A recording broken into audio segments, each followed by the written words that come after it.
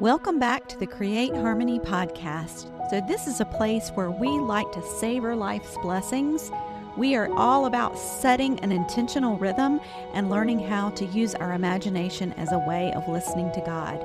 So if you want to learn more about how to bring gratitude into your life and you like to be creative and fun, there is a lot here that you are going to love. In this place, we'll take a few minutes to celebrate everyday joys and remind ourselves how to notice goodness that is all around us. So this is episode 116, and I am your host, Sally Burlington. So we are getting to the end of our winter well-being series. So this is what we do every winter. Throughout this series, we've focused on so many different aspects of how to celebrate this cold, dark season. We've tried to lift our spirits a little bit in a cold, dark time of year.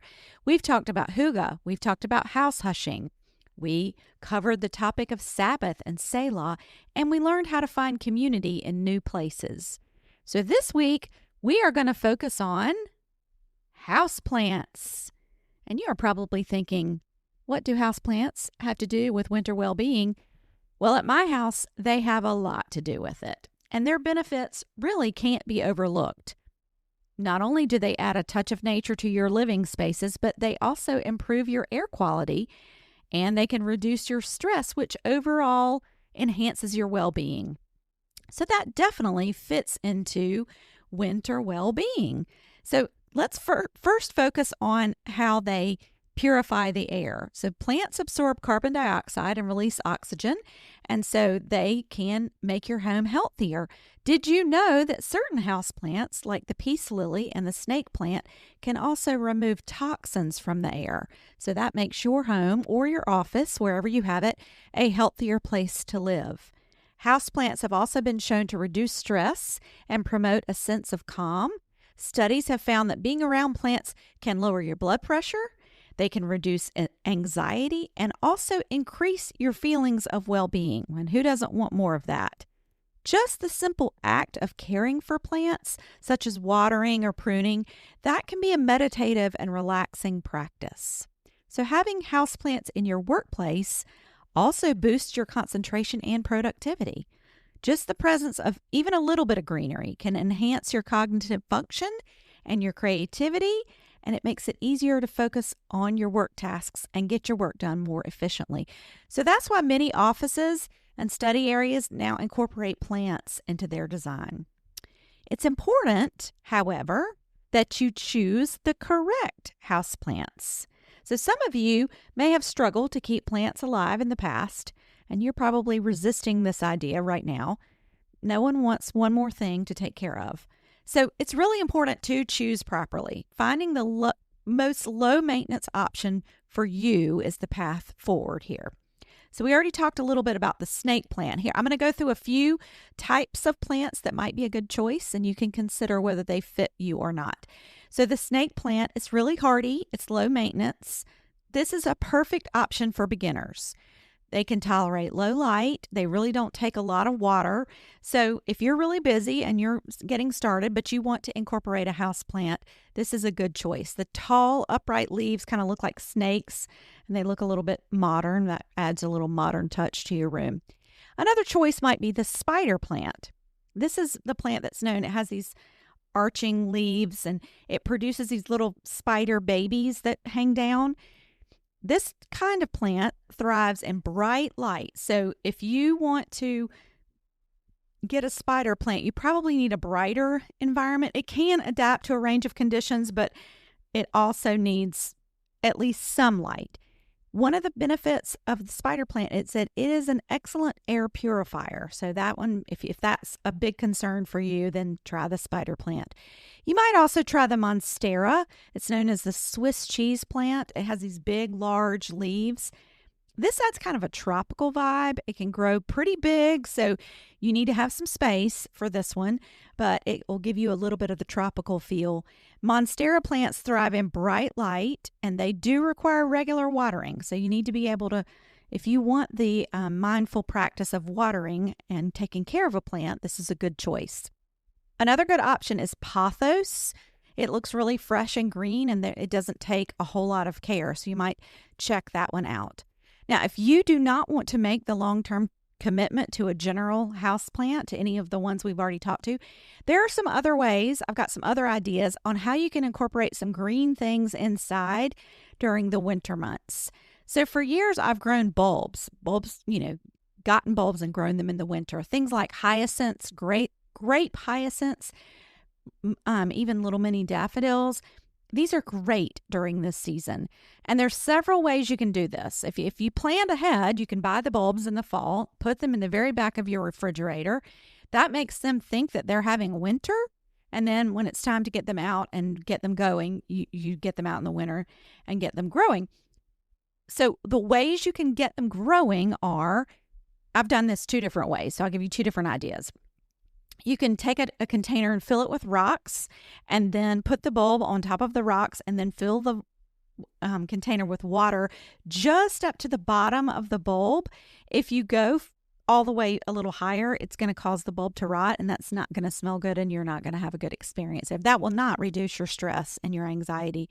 So just go to the bottom of the bulb, and then they're going to develop some roots down into those rocks and into the water and grow a plant, and they'll flower beautifully, and that'll be nice. It'll be fresh and green in your environment. If you don't want that choice, you can get those little coconut soil pods online. Those are cleaner. I mean, you can certainly go get garden soil and plant them up, but in the middle of winter, a big bag of potting soil is a little messy. So you could just get those coconut soil pods and just plant them in that, and you can grow pretty much any kind of fall bulbs in that. An even easier option, if this seems like too much trouble and you don't want to do all that, then you can just go to a local hardware or grocery store and just buy them already potted.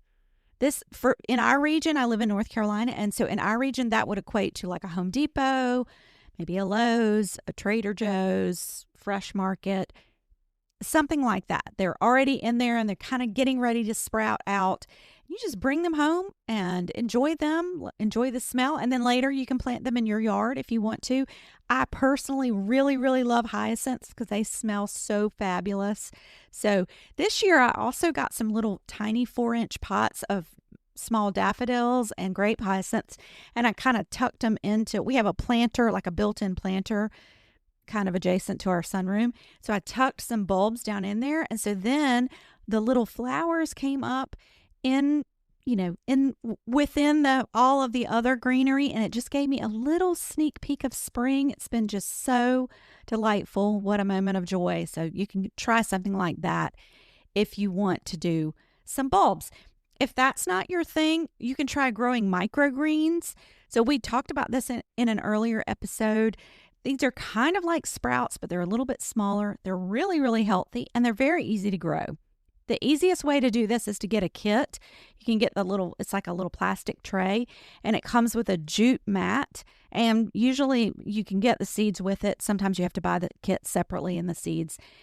The types of seeds that you can grow are like radishes, beets, broccoli, arugula, whatever you prefer to snack on. Take the little tray, you wet the jute mat, put the seeds on there, and then they start to germinate. And then you can add this to salads, to smoothies, to just as a snack. So this is a really good way to incorporate something healthy and get a little something growing in your world and lift your spirits in the winter season. Now, I'm going to say, if none of that sounds appealing to you, in other words, if you are thinking the whole time I'm talking, if you are thinking trying to keep something alive will only add stress rather than reduce it, then here's what I'm going to recommend to you. I recommend that you go and find a place in the winter where plants are already growing. I went on a little field trip with myself the other week where I went and visited a local garden center that has a greenhouse, and it was full of beautiful plants, and it was so wonderful to just go in there and see. They had some orchids blooming. They had like palm leaves, fiddle leaf ferns. I mean, it was just so beautiful in there. And so I didn't have to do anything but just walk through and just enjoy and soak up the peaceful vibes. And then I just went home. So I didn't have to take care of anything. So try that if you don't want to do any of the other things that I suggested, and that will lift your winter well-being. So for our closing today, I am going to read a poem written by Kate Bowler from her book, Have a Beautiful, Terrible Day.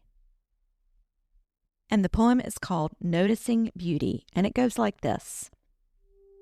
It's not every day that you see it, but sometimes beauty sneaks up on you with a tenderness, a sweetness so lovely it hurts.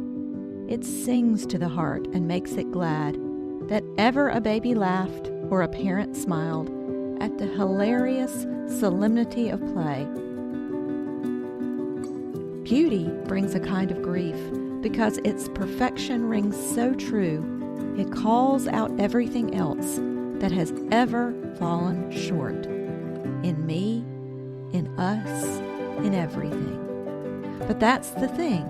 It's just the way of it, that beauty will always be crushingly lovely. We are grass. We are fireflies. We are the day that the Lord has made. May it be so.